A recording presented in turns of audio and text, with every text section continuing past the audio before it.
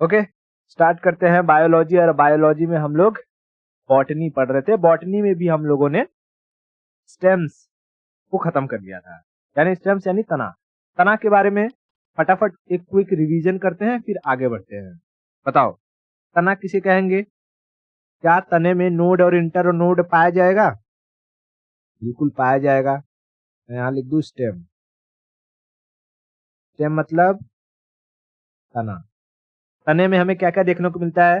Number 1 तो node inter node यानी गांठें देखने को मिलती हैं। तने जो होते हैं फोटोट्रॉपिक होते हैं, यानी ऊपर की साइड जाते हैं। तना का निर्माण कहाँ से होता है? पलमूले से होता है। तना का निर्माण पलमूले से होता है। तने में हरा कलर पाया जाता है, यानी क्लोरोफिल पाया जाता है, पॉजिटिव है। तना जमीन की तरफ नहीं जाता, मतलब कि ये ऊपर आता है, इसीलिए ये फोटोट्रॉपिक होता है, लेकिन जमीन की तरफ नहीं जाता, इसलिए ये जियोट्रॉपिक नेगेटिव होता है। हालांकि हमने 3 तरीके के तनों के बारे में देखा था। एक एरियल स्टेम, है ना, मैं लिख दूं टाइप्स में टाइप्स देखे थे। टाइप्स में 3 तरीके के देखे थे। एक एरियल जो हवा में जाता है सीधा, दूसरा सेमी एरियल जो थोड़ा जमीन के अंदर रहता है और मैक्सिमम हिस्सा उसका बाहर रहता है, जैसे घास के बारे में हमने बात करी थी। फिर तीसरा हमने देखा था अंडरग्राउंड यानी जो आता है ऊपर लेकिन फिर वापस चला जाता है नीचे की साइड, जैसे आलू हो गया, है ना, अदरक हो गया, गाजर हो गया। गाजर तो हालांकि रूट में आ जाता है, रूट है, लेकिन आलू, अदरक, लहसुन, प्याज ये सारी की सारी किस में आते हैं? स्टेम्स में आती हैं। फिर हमने अंडरग्राउंड स्टेम्स को 3 कैटेगरी में बांटा था। कौन कौन सा? एक था कंद, दूसरा था प्रकंद और तीसरा था सलकंद। कंद में हमें ज्यादा क्या मिलता है? फूड, खाने वाली चीजें। प्रकंद में हमें ज्यादा क्या मिलता है? तो प्रकंद में हमें मिलती है गांठें, यानी नोड और इंटरनोड, नोड और इंटरनोड। उसके बाद सलकंद में क्या मिलता है? वाटर, पानी। तो फूड का एग्जाम्पल क्या था? जैसे कंद का एग्जाम्पल आलू था और सूरन, आलू और सूरन। प्रकंद का एग्जाम्पल क्या था? हल्दी और अदरक, हल्दी और अदरक। उसके बाद सलकंद का एग्जाम्पल क्या था? तो लहसुन और प्याज, लहसुन और प्याज। अच्छा बताओ, जो आलू है, आलू काला किसकी वजह से हो जाता है? ऑक्सीजन की कमी की वजह से, है ना, ऑक्सीजन की कमी की वजह से।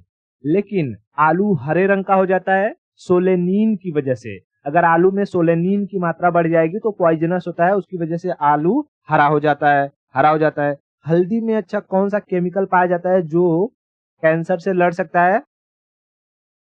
कुरक्यूमिन, है ना, कुरक्यूमिन, कुरक्यूमिन ये कैंसर से लड़ सकता है, कैंसर से लड़ सकता है। अच्छा, लहसुन में गंध आती है किसकी वजह से? तो सल्फर की वजह से, है ना, सल्फर की वजह से, सल्फर की वजह से, सल्फर की वजह से। ठीक है, ओके। प्याज हमारी आंखों में लगता है किसकी वजह से? Sulphonic acid, sulphonic acid, sulphonic acid. इन सारी चीजों के बारे में मैंने प्रीवियस लेक्चर में बता दिया था आपको। ठीक है, ओके। आज हम पढ़ेंगे पत्तियों के बारे में। ठीक है, पत्ती। तो चलो स्टार्ट करें। पत्ती को पढ़ना है तो मुझे बनाना पड़ेगा। ठीक है, तो देखो, हमने रूट पढ़ लिया है और क्या क्या पढ़ लिया पहले मैं यहाँ लिख देता हूँ। एक हमने पढ़ लिया रूट यानी जड़, फिर दूसरा हमने पढ़ लिया स्टेम यानी तना। आज हमने पत्ती के बारे में पढ़ना है। तो पत्ती बताओ कहाँ से निकलेगी? पहले क्या जड़ में पत्ती दिखती है? नहीं, तने में दिखती है। तो मैं इसको मान लो यहाँ ऐसे कर देता हूँ, ये मिट्टी है। ठीक है, मिट्टी के नीचे हमें जड़ देखने को मिल जाएगा। ये समझ लो ये रूट है। ठीक है, रूट है। क्लियर? ओके। अब जैसे ही स्टेम निकलेगा, ठीक है, स्टेम निकलेगा यानी तना, तने में अलग अलग टहनियां निकलेंगी, है ना, तने से अलग अलग टहनियां निकलेंगी, तो इन्हीं टहनियों से निकलते हैं पत्तियां, ठीक है, पत्तियां। देखो मैं यहाँ से एक पत्ती बना देता हूँ, चलो मान लो कि यहाँ से एक पत्ती बनाता हूँ, क्योंकि मुझे पढ़ाना है इसलिए मैं बड़ा बनाऊंगा, ठीक है। तो आपने देखा होगा पत्ती कुछ इस तरीके की होती है, ठीक है। पहले मैं बेसिक बताता हूँ पत्ती के बारे में, उसके बाद आपको टाइप्स ऑफ लीव्स बताऊंगा कि कितने तरीके की पत्तियां होती हैं, ठीक है, कितने तरीके की पत्तियां होती हैं। इतना क्लियर हुआ? ओके। पत्ती कहाँ से निकलेगी? तो पत्ती निकलेगी तना से, ठीक है, स्टेम से। पत्ती किससे निकलती है? तो स्टेम से निकलती है पत्ती, स्टेम से निकलती है पत्ती। अच्छा, पत्ती का जो पत्ती होती है, पत्ती का ये वाला हिस्सा जो स्टेम से कनेक्टेड होता है उसे हम कहते हैं डंठल यानी पेसियोल। इंग्लिश में क्या कहते हैं इसको? पेसियोल। हिंदी में इसको डंठल कहते हैं, डंठल, डंठल, ठीक है, डंठल, डंठल, ठीक है, डंठल। उसके बाद पत्ती का ये जो एकदम कोना होता है लास्ट वाला, इसको कहते हैं एपेक्स यानी सिरा, किनारा, एकदम एपेक्स, लास्ट सिरा। इसको क्या कहते हैं? लास्ट सिरा, सिरा एकदम कोना, एपेक्स, एपेक्स, ठीक है, एपेक्स। और ये जो पत्ती का ये साइड साइड है जिसमें एक खांचा खांचा निकला हुआ है, इसको हम कहते हैं मार्जिन यानी किनारा। क्या कहते हैं?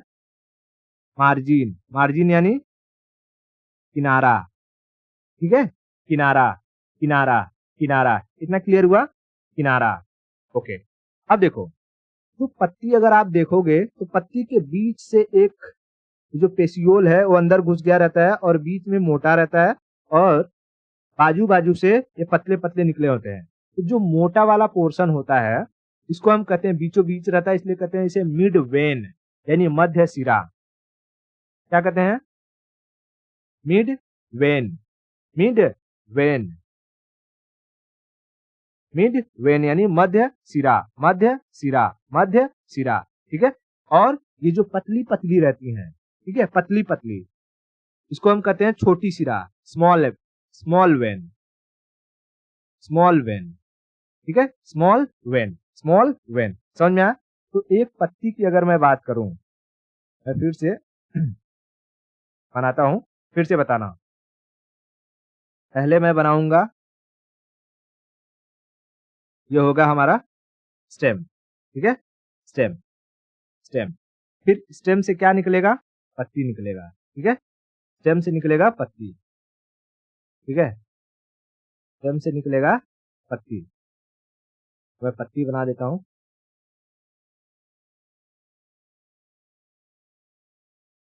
ठीक है। हाँ, ये ये हो गया पत्ती। बताओ, मैं नंबरिंग कर रहा हूं, उसका नाम बताना। एक नंबर क्या है? पेसियोल, एक नंबर पेसियोल, पेसियोल। दो नंबर एपेक्स, दो नंबर एपेक्स। तीन नंबर मार्जिन, तीन नंबर मार्जिन। चार नंबर मिडवेन, चार नंबर मिडवेन। पांच number small when, small when यानी छोटी सिरा, स्मॉल वेन, छोटी सिरा, स्मॉल वेन, छोटी सिरा, ठीक है, छोटी सिरा। याद रहेगा? बहुत बढ़िया। चलो बताओ, इसको हम क्या कहते हैं? पहले पूरा याद कर लो, यहीं पर घर पे याद करने की जरूरत नहीं है। पेसियोल, ठीक है, पेसियोल, पेसियोल, डंठल, ठीक है। उसके बाद इसको क्या कहते हैं? Apex, apex. तीन नंबर को मार्जिन, मार्जिन। चार नंबर को मिडवेन, मिड वेन। और पांच नंबर को small when, small when, small when, small when, small when. इतना क्लियर हुआ? ओके। बताओ, पत्तियों का ओरिजिन कहां से होता है? अब कुछ पत्तियों के बारे में कुछ बेसिक चीजें समझते हैं। पत्ती का ओरिजिन कहाँ से होता है। ठीक है, अच्छा मैं पत्ती को दिखा दूं, ये कोई भी पत्ती ले लो, आपको उसमें सारी चीजें दिख जाएंगी। वैसे देखो मैं जैसे ये आम का ही पत्ती ले लेता हूँ। ठीक है, आम का ये पत्ती दिख रहा है आपको। हाँ देखो, यहाँ ये जो आया हुआ है डंठल है उसका, ठीक है, डंठल, और वहां से निकला हुआ है ये, ठीक है, पत्ती। तो देखो इसका ये वाला सेक्शन है, इसको हम क्या कहेंगे, पेसियोल, है ना, पेसियोल यानी डंठल, पेसियोल यानी डंठल। उसके बाद ये जो किनारा होता है इसको क्या कहेंगे, एपेक्स, एपेक्स, एपेक्स। पत्ती के बीचों बीच में जो गया है ये, इसको कहेंगे मिड वेन, मिड वेन। उसके बाद ये देखो ये छोटे छोटे ऐसे ऐसे गए हुए हैं, इसको क्या कहेंगे, इसको कहेंगे हम लोग स्मॉल वेन, स्मॉल वेन। और पत्ती का ये जो किनारा होता है इसको क्या कहेंगे, मार्जिन, मार्जिन।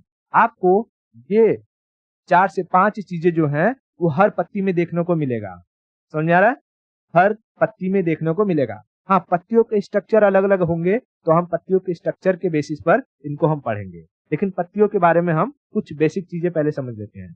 कहेगा कि पत्ती का ओरिजिन कहाँ से होता है, ओरिजिन, पत्ती का ओरिजिन होता है स्टेम से, यानी तने से। पत्तियों में क्या होता है, मतलब कि पत्ती को खाते हैं तो उनका कुछ स्वाद आता है कि नहीं आता है, तो पत्तियों में स्टार्च होता है। क्या होता है, स्टार्च, मंड, इसको हिंदी में क्या कहते हैं, मंड, मंड। स्टार्च को हम इंसान नहीं पचा सकते आसानी से, लेकिन गाय भैंस जो होती हैं या जो शाकाहारी जानवर होते हैं वो आसानी से पचा लेते हैं। कहता है कि पत्तियों में स्टार्च होता है, इसकी परीक्षण के लिए किसका इस्तेमाल करते हैं, यानी उसको पहचानने के लिए किसका इस्तेमाल करते हैं, तो उसको पहचानने के लिए आयोडीन टेस्ट किया जाता है, आयोडीन टेस्ट। पत्तियों में स्टार्च है या नहीं है, स्टार्च है या नहीं है, इसकी जांच के लिए कौन सा टेस्ट किया जाता है, इसकी जांच के लिए किया जाता है आयोडीन टेस्ट। ठीक है, मैं यहां लिखता हूं आयोडीन टेस्ट। ठीक है, आयोडीन टेस्ट, आयोडीन टेस्ट। अच्छा, पत्तियों का काम क्या है, पत्तियों का तीसरा चीज फंक्शन क्या है। तो देखो भाई, पत्ती का फंक्शन होता है फूड बनाने का, फूड प्रोडक्शन, फूड प्रोडक्शन। ये फूड प्रोडक्शन कैसे करती हैं, तो फोटोसिंथेसिस के जरिए, फोटो सिंथेसिस के जरिए, यानी प्रकाश संश्लेषण, प्रकाश संश्लेषण। हम यहाँ पर प्रकाश संश्लेषण के बारे में नहीं पढ़ेंगे, प्रकाश संश्लेषण को अलग से ही पढ़ेंगे, ठीक है, अलग से ही पढ़ेंगे। अच्छा, ये जो पत्तियां होती हैं, ये पत्तियां एक काम और करती है, पता है क्या, कि ये जब जड़ पानी को सोखता है तो ये एक्स्ट्रा वाटर को अपने थ्रू बाहर निकाल देती हैं, अपने थ्रू बाहर निकाल देती हैं। और बाहर निकालने के लिए पत्तियों में छोटे छोटे होल होते हैं, छोटे छोटे क्या होते हैं, होल, रंध्र उसे कहते हैं, ठीक है, होल होते हैं। तो इस होल से, अच्छा जैसे हमारे शरीर से पानी जब बाहर निकलता है, हम भाग रहे हैं भाग रहे हैं भाग रहे हैं, हमारे शरीर में पसीना होने लगता है, और पसीने के साथ साथ जब पानी निकलेगा, पसीना होगा, पानी निकलेगा, उसके साथ साथ हमारे शरीर से गर्मी भी निकल जाती है, हमारा शरीर ठंडा हो जाता है ना, ठंडा हो जाता है। तो इसी तरीके से पत्तियां, पत्तियां जो पेड़ होते हैं, पेड़ के अंदर की गर्मी और पानी दोनों को बाहर निकाल देती हैं। इस प्रोसेस को हम कहते हैं ट्रांसपीरेशन, यानी पत्तियां क्या करती हैं, ट्रांसपीरेशन, ट्रांसपीरेशन, ट्रांसपीरेशन के जरिए ये वाटर प्लस हीट दोनों को क्या करती हैं, बाहर निकाल देती हैं, ठीक है, बाहर निकाल देती हैं, बाहर निकाल देती हैं। अब यही यही जो पानी इनसे निकलता है वो ऊपर जाकर के ठंडा होता है, और ऊपर क्या बनता है, बादल बनता है और बारिश होता है, बादल बनता है और बारिश होता है। इतना क्लियर हुआ, ओके। इसका मतलब हम ये कह सकते हैं, इसका मतलब हम ये कह सकते हैं कि जहां पर बहुत अधिक क्या होंगे, पेड़ होंगे, जहां पर बहुत अधिक पेड़ होंगे वहां पर क्लाउड फॉर्मेशन बहुत अधिक होगी, और वहां पर बारिश झमाझम होगी, है ना। तो जैसे मैं यहाँ पर क्या कर देता हूँ कि पेड़ बना देता हूँ, ठीक है। ऐसे ऐसे समझ लो, सारे के सारे क्या है, पेड़ है। जब पेड़ रहेंगे तो इनमें पत्तियां होंगी कि नहीं होंगी, और इन पत्तियों से बाहर क्या निकलेगा, इन पत्तियों से बाहर निकलेगा, मैं थोड़ा घास फूस भी बना देता हूँ, ठीक है। यहाँ समझ लो कि ये घास फूस है, ठीक। अब देखो, अब यहाँ पर इन पेड़ों की पत्तियों से जो पानी होगा, पानी वो बाहर निकलेगा। पानी क्या होगा, बाहर निकलेगा। कैसे बाहर निकलेगा, सूरज निकलता है, सूरज निकलता है तो सूरज की धूप में गर्मी होती है, उस गर्मी से पत्तियों के ऊपर जो पानी रहेगा वो इवेपोरेट होगा, उसे इवेपोरेशन कहेंगे, है ना, इवेपोरेशन। और ये इवेपोरेट होकर ऊपर जाएगा, और जब ऊपर जाएगा तो ठंडा होगा क्योंकि ऊपर टेम्परेचर कम होगी, और क्या बनाएगा, ये बादल का निर्माण करेंगे। और जब बादल का निर्माण होंगे, ये बादल जैसे जैसे भारी होंगे, उसके बाद शुरू हो जाएगा आपका क्या, झमाझम बारिश, झमाझम बारिश, झमाझम बारिश। यानी हम कह सकते हैं कि जहां पर जंगल होंगे वहीं पर बारिश अधिक होगी। इसलिए लोग कहते हैं कि अधिक से अधिक पेड़ लगाओ, ताकि पेड़ बादलों को रोक सके। ऐसा कुछ होता नहीं है, आप जितना अधिक पेड़ लगाओगे, पेड़ पौधे जमीन से पानी को खींचेंगे और उनकी पत्तियां उन्हें बाहर निकालेंगी, और सूरज की तपिश से, मान लो मैंने बना दिया सन, सूरज की तपिश से ये जो पानी होंगे ये ऊपर की साइड जाएंगे, ऊपर की साइड जा करके ये कंडेंस होंगे, बादल बनेगा और बारिश होगा। बादल या बारिश के होने से जंगल नहीं, पेड़ पौधे नहीं होते हैं, पेड़ पौधों के होने से ही बारिश होती है। नहीं तो यूं समझो जैसे रेगिस्तान होता है, रेगिस्तान में उतना बारिश क्यों नहीं होता है, हाँ, बादल वहां भी होने चाहिए, है कि नहीं। तो इसलिए नहीं होता क्योंकि वहां पर पेड़ पौधे बहुत ही कम होते हैं। आप वहां पर पेड़ पौधे लगा दो, देखो वहां पर भी बादल बनेंगे और झमाझम बारिश होगी, झमाझम बारिश होगी। समझ में आ गया आपको, ओके बहुत, चलो इतना क्लियर है, ठीक है। तो हमने क्या कहा कि भाई पत्तियों का काम है पहले तो भोजन बनाना। भोजन कैसे बनाती हैं, फोटोसिंथेसिस से। दूसरा काम है ट्रांसपीरेशन। ट्रांसपीरेशन में क्या होता है, ये पानी को बाहर निकालती हैं और साथ ही साथ हीट को बाहर निकाल देती हैं, हीट को बाहर निकाल देती हैं। अच्छा, जो पत्तियां होती हैं, पत्तियां हीट को बाहर क्यों निकालती हैं, हीट को बाहर क्यों निकालती है ये समझो। जैसे अगर जब हीट बाहर नहीं निकलेगी, हीट बाहर नहीं निकलेगी तो बहुत अधिक गर्मी हो जाएगी। गर्मी के टाइम पीरियड में बहुत अधिक गर्मी हो जाएगी तो ये पेड़ सूख सकते हैं, है कि नहीं। हमारे ही शरीर के अंदर अगर हमें बुखार आ जाए और बुखार के टाइम में हमारे शरीर का टेम्परेचर बढ़ जाता है, और वो टेम्परेचर अगर डिक्रीज नहीं होगा तो क्या होगा, बुखार सर पे चढ़ जाएगा। लेकिन लेकिन यही चीज पेड़ों के साथ भी तो हो सकता है कि नहीं। तो पेड़ ना आप देखोगे तो साल में 2 बार अपने पत्तियों को झाड़ देते हैं, गिरा देते हैं। कितनी बार, 2 बार, 2 टाइम्स।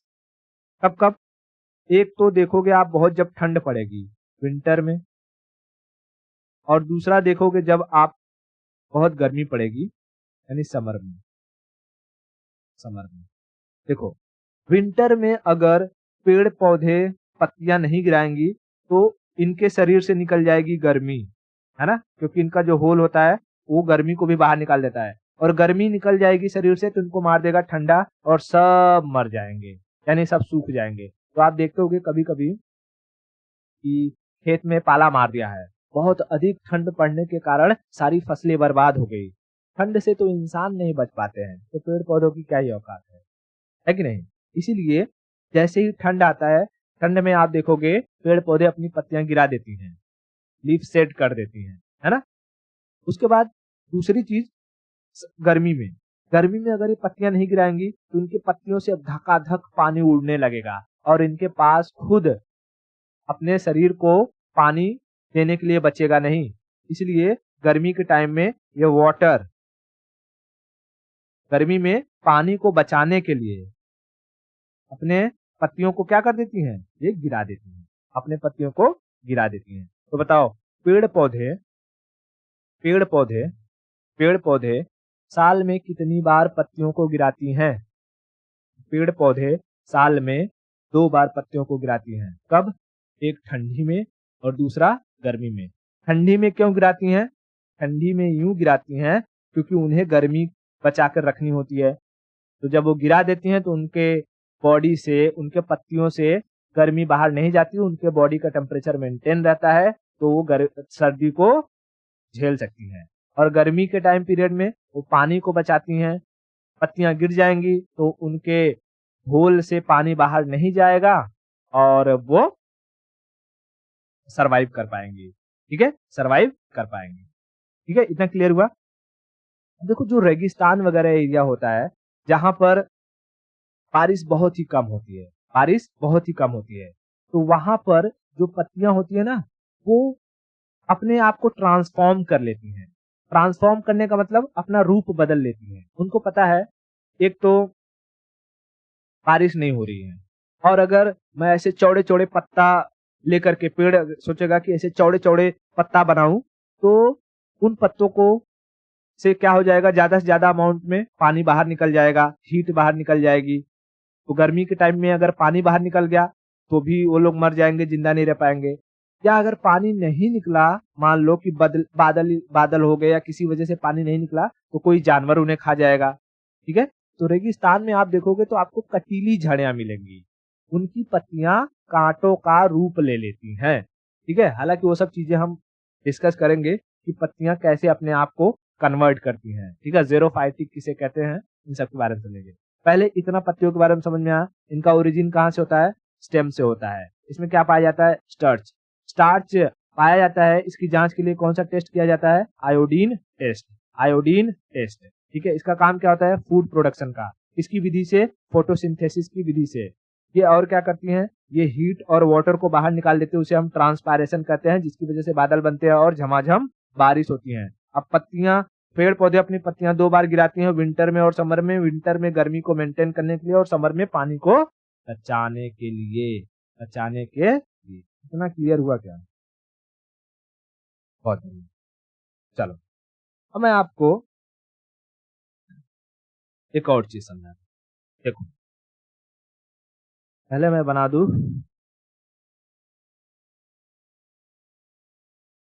ये है हमारा स्टेम, और फिर स्टेम से निकलेगा पत्ती। नॉर्मल पत्ती बना देता हूँ, केले का पत्ती समझ लो, ये है ना। केले का पत्ती तो ऐसे ही रहता है, बरोबर। चलो अब देखो जो पत्तियां होती हैं, पत्तियों में आपको 2 चीज देखने को मिलेगा। क्या? एक तो छोटे छोटे होल। ठीक है, छोटे छोटे होल, है ना, होल। और होल के साथ साथ आपको कुछ डॉट डॉट देखने को मिलेगा। ठीक है, क्या रहता है? जैसे डॉट डॉट। इसमें होल नहीं रहता है, ये डॉट डॉट रहता है। अमूमन ये अगर आप आम का पत्ता वगैरह देखो या अमरूद का पत्ता देखो, या जो ये होता है अपना पीपल का पत्ता होता है, उसमें आपको ये देखने को मिलेगा। तो पत्तियों में 2 चीजें पाए जाते हैं। क्या होते हैं 2 चीजें, मैं समझा। इसमें जो होल है, होल, उसको हम कहते हैं स्टोमेटा, रंध्र। होल को हम क्या कहते हैं? स्टोमेटा, रंध्र। रंध्र, ठीक है, रंध्र। इसके जरिए इसमें ऑक्सीजन जाता है और इसी के जरिए कार्बन डाइऑक्साइड बाहर निकलता है। ठीक है, ऑक्सीजन जाता है और कार्बन डाइऑक्साइड बाहर निकलता है। और जो आपको डॉट डॉट दिखाई दे रहा है ग्रीन कलर का, इसको हम कहते हैं क्लोरोप्लास्ट। Chloroplast, chloroplast. इसी क्लोरोप्लास्ट के अंदर फोटोसिंथेसिस होता है, इसी के अंदर क्लोरोफिल पाया जाता है। समझ में? इसी के अंदर क्या पाया जाता है? क्लोरोफिल। तो 2 चीजें याद रखना है। ये जो स्टोमेटा होता है, स्टोमेटा के जरिए क्या होता है, काम क्या होता है स्टोमेटा के जरिए? स्टोमेटा के जरिए गैसों का एक्सचेंज होता है। Gas exchange. कौन कौन सा गैस? इसी के जरिए ऑक्सीजन आएगा, ठीक है, देखो ऑक्सीजन आएगा और फिर ये कार्बन डाइऑक्साइड बन के बाहर निकल जाएगा, CO2 बन करके बाहर निकल जाएगा।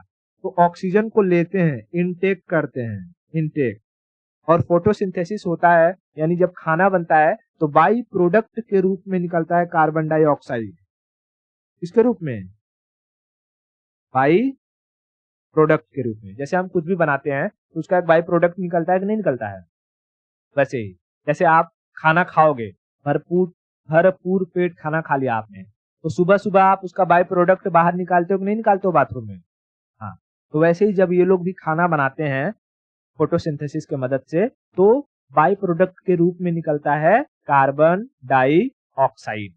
सॉरी, मैंने क्या गलत बोल दिया आपको, ऑक्सीजन नहीं लेता। अगर ये लोग ऑक्सीजन लेने लगेंगी तब तो हमें ही ऑक्सीजन की कमी हो जाएगी। पेड़ पौधे ऑक्सीजन देते हैं, ठीक है, ये लेगी क्या? कार्बन डाइऑक्साइड, और बाई प्रोडक्ट के रूप में क्या देगी? ऑक्सीजन। मैंने उल्टा बोल दिया, माय मिस्टेक्स, ठीक है। हाँ, ये सराउंडिंग्स में जैसे हमारी हवा होती है, हवा में अलग अलग तरीके की गैसें होती हैं। एयर, एयर में क्या होता है? आपको ऑक्सीजन भी होगा, कार्बन डाइऑक्साइड भी होगा, आर्गन भी होगा, है ना, आर्गन भी होगा, और भी गैसें होती हैं, गैसों का मिश्रण होता है। तो इस हवा में से क्या करता है? CO2 को, यानी कार्बन डाइऑक्साइड को ये अपने अंदर एब्जॉर्ब कर लेगा, और बाई प्रोडक्ट के रूप में जब खाना बन जाएगा तो ये ऑक्सीजन को बाहर निकाल देगा, ऑक्सीजन को बाहर निकाल देगा। तो स्टोमेटा के जरिए क्या होता है? गैसों का एक्सचेंज होता है, गैसों का एक्सचेंज। एक्सचेंज में ये CO2 को अंदर लेता है और ऑक्सीजन को बाहर निकालता है, ऑक्सीजन को बाहर निकालता है, ठीक है, ऑक्सीजन को बाहर निकालता है। उसके बाद ये क्लोरोप्लास्ट क्या करता है? तो हमको पता है कि क्लोरोप्लास्ट के अंदर भैया खाना पीने का सारा प्रोग्राम होता है, इसी में क्लोरोफिल पाया जाता है। तो इसमें इन पत्तियों में जो भी पानी वगैरह आएगा, पानी वगैरह का इस्तेमाल करके जो कार्बोहाइड्रेट बनेगा, पत्तियों में क्या बनेगा? कार्बोहाइड्रेट। इन कार्बोहाइड्रेट्स को ये कन्वर्ट करता है स्टार्च में। इसमें स्टार्च, मंड में। इसलिए हमने कहा कि पत्तियों में हमें क्या पाया जाता है? स्टार्च पाया जाता है, स्टार्च। स्टार्च का आप अगर देखोगे, इसका जो टेस्ट होता है थोड़ा सा कड़वा होता है, लेकिन जो कार्बोहाइड्रेट का टेस्ट होता है वो क्या होता है? मीठा होता है। दुनिया की हर मीठी चीज में आपको कार्बोहाइड्रेट देखने को मिलेगा। इसलिए आप कोई नई नवेली पत्ती खाओगे जो अभी पेड़ से निकला ही है, तो उसका टेस्ट आपको मीठा आएगा। तो जितने भी जानवर होते हैं वो उन्हीं नए पत्तियों को खाना पसंद करते हैं। ऊपर ही ऊपर देखेंगे, ऊपर नया नया पत्ती निकला है, ले खा जाते हैं, उसको खा जाते हैं, उसको क्या करते हैं? खा जाते हैं। इतना क्लियर हुआ पत्ती के बारे में। बताओ पत्ती में स्टोमेटा का काम क्या होता है? स्टोमेटा का काम होता है गैसों का एक्सचेंज करना। ये कार्बन डाइऑक्साइड को अंदर लेती है और खाना जब बनता है इनका फोटोसिंथेसिस के जरिए, तब ऑक्सीजन बाहर निकलता है बाई प्रोडक्ट के रूप में। क्लोरोप्लास्ट क्या करता है? क्लोरोप्लास्ट कार्बोहाइड्रेट्स को कन्वर्ट करता है स्टार्च में। स्टार्च वाटर सोल्यूबल होता है। हम जब फोटोसिंथेसिस पढ़ेंगे तो उसमें क्लोरोप्लास्ट का और अच्छे से रोल देखेंगे कि उसी के अंदर क्लोरोफिल वगैरह पाया जाएगा, फोटोसिंथेसिस की प्रक्रिया होगी। इतना क्लियर हुआ क्या? ओके, चलो अब हम समझते हैं पत्तियों के प्रकार। ठीक है, क्या समझते हैं? पत्तियों के प्रकार क्या होती हैं पत्तियां। इन्हें हम कई बेसिस पर अलग अलग भागों में डिवाइड कर सकते हैं। देखो, पहले मैं यहाँ पर इसको कलर चेंज कर लेता हूँ ताकि पत्तियों को बनाना पड़ेगा तो आपको समझा सकूं। ठीक है, तो हम समझते हैं टाइप्स ऑफ लीव या पत्तियों के प्रकार।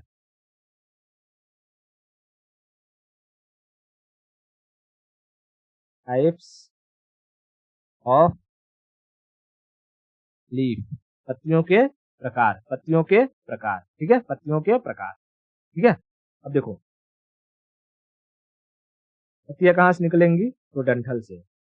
अब पत्तियों को हम ना उनके बनावट, उनकी जो मार्जिन होती है ना, मार्जिन, किनारा, किनारे के बेसिस पर दो भागों में बांट सकते हैं। पहला मैं लिख देता हूं, on the basis of margin, on the basis of margin. Margin मतलब किनारा, किनारा है ना, किनारा। तो किनारे के बेसिस पर हम पत्तियों को दो भाग में बांटते हैं, एक को कहते हैं सिंपल और दूसरे को कहते हैं कॉम्प्लेक्स।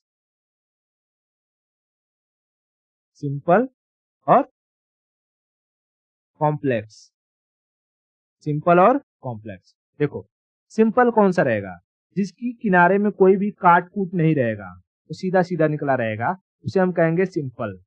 ठीक है, जैसे ये पत्ती है, आपने केला का पत्ती या आम का पत्ती देखा है, तो सीधा ऐसे रहता है। ठीक है, मतलब किनारे पर आपको कोई भी काट कूट देखने को नहीं मिलेगा। देखो ये जो पत्तियां होती हैं इन्हें हम कहते हैं सिंपल लीव्स।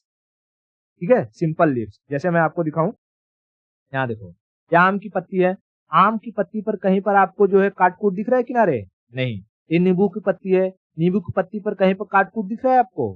नहीं दिख रहा है। इसी तरीके से अगर मैं आपको दिखाऊं, जैसे केला की पत्ती है, केला की पत्ती पर कहीं पर आपको काट कूट दिख रहा है?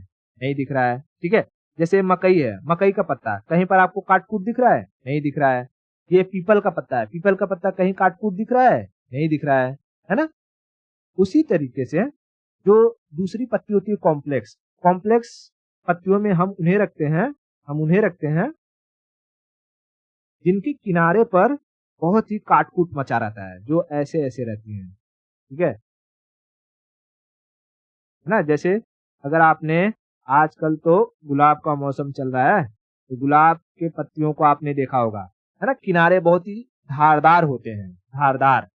तो ऐसी पत्तियों की, जैसे नीम का हो गया, नीम की अगर मैं आपको पत्ती दिखाऊं, नीम की पत्ती देखो है मेरे पास, नीम की पत्ती, हाँ ये देखो, जैसे नीम की पत्ती हो गई, नीम की पत्ती का कॉर्नर देखो एकदम कटा कुटा है, नीम की पत्ती का कॉर्नर कटा कुटा है। उसी तरीके से आप गुलाब की पत्ती का देख लो, गुलाब की पत्ती का जो होता है उसका भी कॉर्नर कटा फिटा होता है, पूरा मार्जिन कटा फटा होता है। तो ऐसी पत्तियों को हम क्या कहते हैं? कॉम्प्लेक्स। ठीक है, कॉम्प्लेक्स। अच्छा, ये तो हमने हो गया कि भाई उनके मार्जिन के बेसिस पर पत्तियों को अलग कर दिया। और किस बेसिस पर हम पत्तियों को अलग कर सकते हैं? तो इनके अंदर जो वेन्स पाए जाते हैं, यानी जो ये सिराएं होती है ना, मिड वेन्स, जो वेन्स होते हैं, वेन्स या जो वेन्स, मिड वेन्स और वेन्स, तो वेन्स के बेसिस पर, इस वेन्स के बेसिस पर भी पत्तियों को हम अलग अलग भाग में डिवाइड कर सकते हैं। समझा? किसके बेसिस पर? वेन्स के बेसिस पर। तो देखते हैं, पहले तो हमें कुछ ऐसी पत्तियां मिलेंगी जिनके वेन्स पैरेलल होते हैं, on the basis of veins, on the basis of veins, यानी सिरा के बेसिस पर। इनकी जो सिराएं होंगी, सिराएं वो पैरेलल होंगी। पैरेलल इन द सेंस, मैं समझाता हूँ आपको। देखो जैसे पत्ती है, आपने केला का पत्ती देखा है? केला का पत्ती, ठीक है, साउथ में तो केला का पत्ती का बहुत ही प्रचलन रहता है, वहां पर खाना पीना भी खाया जाएगा। तो इनकी जो सिराएं होंगी ना वो पैरेलल होंगी, आप उन्हें आसानी से कहीं से भी फाड़ सकते हैं। तो ये एक दूसरे के क्या रहेंगी? पैरेलल रहेंगी, पैरेलल रहेंगी। समझा? पैरेलल रहेंगी। मैं आपको दिखाता हूँ, इसमें देखो, केला का पत्ती मैं आपको बड़ा कर लेता हूँ। ठीक है, आप समझिए ध्यान से, ये देखिए, यहाँ पर देखिए, ये तो है मिड वेन। ठीक है, ये क्या है? ये मिड वेन है, मिड वेन। उसके बाद यहाँ देखिए एकदम पैरेलल है, पैरेलल पैरेलल पैरेलल है, पैरेलल पैरेलल है एक दूसरे के। आप जहां से भी फाड़ना चाहोगे इस केले के पत्ती को फाड़ सकते हो। तो वेन्स क्या है? ये पैरेलल है। तो पैरेलल बेसिस पर हम, पैरेलल बेसिस पर या वेन्स के बेसिस पर पत्तियों को हम अगेन कई भागों में डिवाइड करते हैं, अमूमन दो भागों में। एक तो जो पैरेलल होता है, तो पैरेलल का एग्जाम्पल एक आपने क्या याद रखा? केला। दूसरा आपने याद रखना है, दूसरा आपने याद रखना है कि जो अनाज होते हैं, अनाज जैसे गेहूं हो गया या चावल हो गया, ठीक है, या मक्का हो गया, उन सब की पत्तियां भी, उन सब की पत्तियों में जो वेन्स होते हैं वो पैरेलल ही होते हैं। उन सब की पत्तियों के जो वेन्स होते हैं वो भी पैरेलल होते हैं। जैसे ये क्या है? ये आपने, मैं आपको दिखाता हूँ, इसमें तो पत्ती का उसका दिखेगा नहीं उतना, ठीक है, इसमें आपको पत्ती के दिखेगा नहीं, लेकिन ये क्या है? ये है राइस, चावल। चावल की पत्ती आप कभी जाकर के देखना, चावल की पत्तियां अगर आप देखोगे तो देखो उनकी बनावट कैसी रहती है, मैं आपको बता देता हूँ। ठीक है, जैसे ये उनका तना है ना, तो उनकी पत्तियां कुछ यूं रहेंगी, है ना, यूं बीच से गया रहेगा एक, और फिर ऐसे ऐसे ऐसे ऐसे रहेगा, पैरेलल रहेगा, सब पैरेलल। समझ में आया? पत्तियां कुछ यूं रहती हैं, तो आप देखोगे तो ऐसे ऐसे रहती हैं, और बीच में यहाँ से फिर जो फल लगा रहता है उनका बाली वगैरह निकल आता है, धान का या गेहूं का। ठीक है, उसी तरीके से मकई, मकई का तो आपको दिखा सकता हूँ, जैसे जो मकई की पत्तियां हैं। ठीक है, यहाँ देखिए, इसको मैं अगर बड़ा करूँ तो अगर आपको दिखाई दे रहा होगा तो इसमें देखिए, यहाँ पर एक बीच में इसका वेंस है, और इसके बाद इसकी जो छोटी सिराएं हैं वो ऐसे ऐसे हैं, ऐसे ऐसे हैं, पैरेलल है, पैरेलल है, पैरेलल है, पैरेलल है। समझ आ रहा है? पैरेलल रहती हैं। तो एक चीज याद क्या रख सकते हैं कि ऐसे प्लांट या ऐसे लीव्स जिनके वेन्स पैरेलल होते हैं, ऐसे लीव्स जिनके वेन्स पैरेलल होते हैं, उनके अंदर ना सिंगल सीड पाया जाता है। सिंगल सीड का मतलब उनके आप जो बीज होते हैं उन बीज को दो भागों में डिवाइड नहीं कर सकते हैं, उन्हें हम कहते हैं मोनोकोट है, एक बीज पत्री है। क्या कह रहे हैं? जिनकी पत्तियों के सिराएं पैरेलल होती हैं, पहली चीज तो पैरेलल होती हैं, इस साइज में क्या होंगी, साइज में लंबी होंगी, लॉन्ग, और इनके जो सीड होंगे, सीड वो कैसे होंगे, मोनोकोट, मोनोकोट, मोनोकोट यानी एक बीज पत्री, एक बीज पत्री। इसका क्या मतलब है? तो इसका ये मतलब है कि जब आप इनके बीए को देखोगे, उनके बीए एक ही रहेंगे, मतलब कि उनको दो भाग में डिवाइड नहीं कर सकते। जैसे मैं ये कहूं कि आप कभी केला खाते हो तो केला में देखो काला काला आपको बीज निकलेगा, एकदम छोटा छोटा छोटा छोटा छोटा छोटा, है ना, उसको आप दो भाग में नहीं डिवाइड कर सकते हो। उसी तरीके से जो चावल होता है, चावल, चावल आप एक में से एक ही चावल निकलेगा, उस चावल को आप एकदम बरोबर डिवाइड नहीं कर सकते हो, एकदम बरोबर डिवाइड नहीं कर सकते हो। समझ में आ रहा है? उसी तरीके से गेहूं, गेहूं पर आप देखोगे ऐसे धार लगा रहता है, लेकिन वो अलग नहीं होते हैं। अलग दूसरी चीज अगर मैं कहूं, जैसे चना हो गया, चना को आप छीलोगे तो आप चना को दो भाग में डिवाइड कर सकते हो, मटर, मटर को दो भाग में डिवाइड कर सकते हो। ठीक है, मूंगफली, मूंगफली को आप दो भाग में डिवाइड कर सकते हो। वो एक बीज पत्री नहीं है, मतलब वो इक्वली डिवाइड हो जा रहे हैं, इसलिए उन्हें डाइकोट कहते हैं। लेकिन ऐसे बीज जो दो भाग में डिवाइड नहीं होते हैं उन्हें हम मोनोकॉट कहते हैं। हालांकि जब हम बीज के बारे में पढ़ेंगे, सीड के बारे में, तो वहां समझेंगे, लेकिन अभी यहाँ पर समझो, जिनके वेन्स पैरेलल होते हैं उनकी पत्तियां पहली बात तो साइज में लंबी होंगी, और उनके जो बीज होंगे वो मोनोकॉट होंगे, यानी एक एक बीज पत्र होंगे, वो बीज से डिवाइड नहीं होंगे, वो बीज से डिवाइड का नहीं होंगे। ठीक है, नहीं होंगे। उसके बाद कुछ पत्तियां ऐसी होंगी जिनकी जो वेन्स होती हैं वो बहुत ही कॉम्प्लेक्स होती हैं, उन्हें हम कहते हैं जालिकावत, रेटिकुलेट। क्या कहते हैं? जालिकावत। तो वेन्स, वेन्स के बेसिस पर दूसरा हम कहते हैं जालिकावत, यानी बहुत ही कॉम्प्लेक्स रहता है, उसको कहते हैं रेटिकुलेट, रेटिकुलेट। ठीक है, रेटिकुलेट। जैसे आप अगर इसके पत्ते देखो, कहाँ गया जी, ये मैं यहाँ ले लेता हूँ, क्या है ये है आपका पीपल का पत्ता। ठीक है, पीपल का पत्ता, पीपल का पत्ता में आप देखोगे इसके भी वेन्स, जैसे एक यहाँ निकला है, फिर उसी में से यहाँ निकला है, फिर इसी में से छोटे छोटे और निकले हैं, फिर इसमें से छोटे छोटे निकले हैं।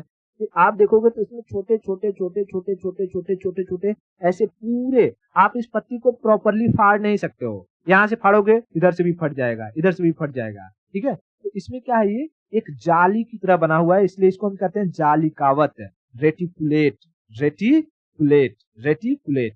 समझ में आया? रेटिकुलेट। अब ऐसी जो पत्तियां होती हैं, मतलब कि ऐसे जो रेटिकुलेट पत्तियां होती हैं, उनका जो साइज होता है, पहली चीज साइज, वो क्या होता है, स्मॉल होता है। स्मॉल। और इनके अंदर जो बीज पाए जाते हैं सीड, वो डाइकोट होते हैं। क्या होते हैं? डाइकोट। ठीक है, डाइकोट। डाइकोट यानी उन्हें आसानी से दो भागों में डिवाइड किया जा सकता है। जैसे आपने अगर देखा होगा आम का पत्ती मैंने आपको पहले दिखाया था। आम की पत्ती को भी अगर आप लेंगे, ठीक है, आम की पत्ती को भी अगर आप लेंगे तो उसमें भी अगर आप देखेंगे उनके अंदर हमें छोटे छोटे, जैसे ये गया है फिर उसके अंदर ऐसे ऐसे ऐसे ऐसे छोटे छोटे छोटे छोटे रहेंगे सब। आप कभी लाइव लेकर के देखना उसको, ठीक है, उसमें आपको छोटे छोटे छोटे छोटे और भी वेन्स दिखाई देंगे। और आम का अगर आप बीज लेते हो, जैसे आपने आम खाया, इसको छोटा कर दो थोड़ा, आम खाया आपने और उसके फिर गुठली को तोड़ करके उसका बीज निकालो, तो वो बीज आपको ऐसे दो भाग में निकलेगा और यहाँ से आप उसको डिवाइड कर सकते हो। ठीक है, उसको डिवाइड कर सकते हो। उसी तरीके से आपने चना ले लिया, मटर ले लिया, चना मटर को आप जब भून करके खाते हो देखते हो कि नहीं, वो अलग अलग दो भाग में डिवाइड हो जाते हैं, अलग अलग दो भाग में डिवाइड हो जाते हैं। इतना क्लियर हुआ? ओके, तो वेन्स के आधार पर हमने पत्तियों को दो भाग में बांटा। कौन कौन से? एक तो पैरेलल वेन्स और दूसरा रेटिकुलेट वेन्स, यानी जालिकावत पत्ती, जालिकावत पत्ती, जालिकावत पत्ती। Are you getting my point? कहीं पर कोई दिक्कत आ रही है? नहीं। ओके, बहुत बढ़िया। अच्छा, तीसरी चीज हम क्या कर सकते हैं कि पत्तियां अपने आप को कन्वर्ट कर लेती हैं। ठीक है, पत्तियां क्या करती हैं? अपने आप को कन्वर्ट कर लेती हैं। तो on the basis of conversion, या उन्हें हम कहते हैं कन्वर्टेड लीफ, कन्वर्टेड लीफ। ठीक है, रूपांतरित पत्तियां, रूपांतरित पत्तियां। जैसे रेगिस्तान में पहली चीज क्या करना है, just give me a second.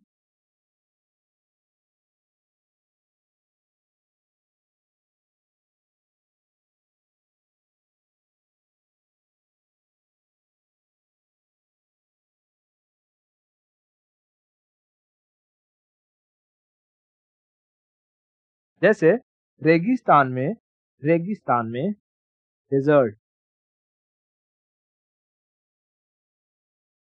Desert में अगर आप देखोगे रेगिस्तान में, तो रेगिस्तान में जो पत्तियां होती हैं वो कांटों का रूप ले लेती हैं। किसका रूप ले लेती हैं? थ्रॉन, है ना, कहते हैं कांटेदार, कांटेदार। तो वहां पर आपको बबूल वगैरह के पेड़ देखने को मिलेंगे। इनकी पत्तियां बहुत ही छोटी होती हैं और कांटों का रूप ले लेती हैं, ताकि उनके यहाँ से पानी कम मात्रा में निकले, और वो बहुत ऊंचाई पर होती हैं ताकि कोई जानवर खा ना पाए, नहीं तो ऊंट तो खड़े खड़े खा जाएंगे।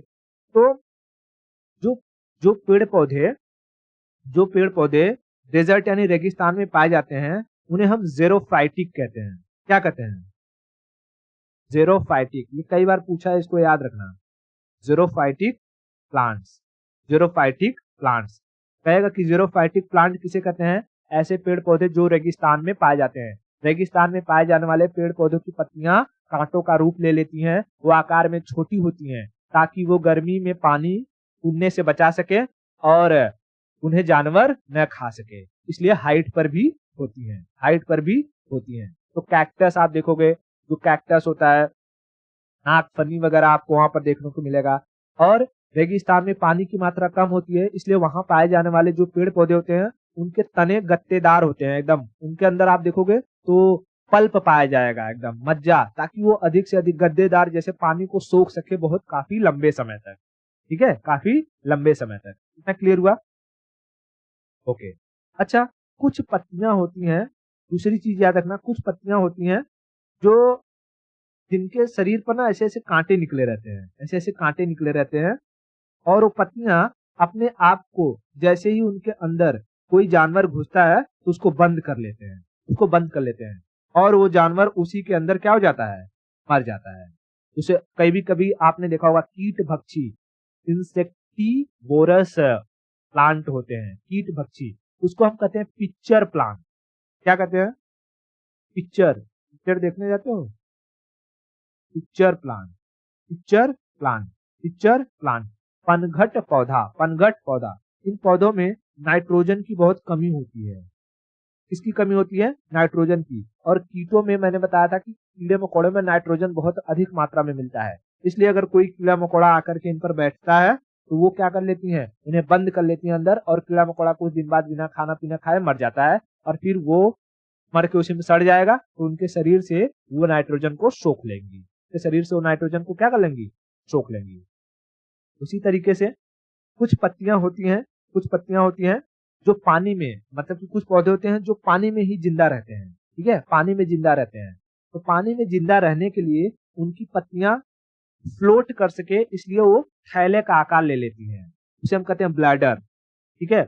वाटर प्लांट में तीसरा यहाँ लिख दूं, तीसरा लिख देता हूं, वाटर प्लांट, यानी पानी में पाए जाने वाली जो पौधे होते हैं उनके जो लीव्स होते हैं, पत्तियां होती हैं, वो थैले का आकार ले लेती हैं, ब्लैडर उसे कहते हैं।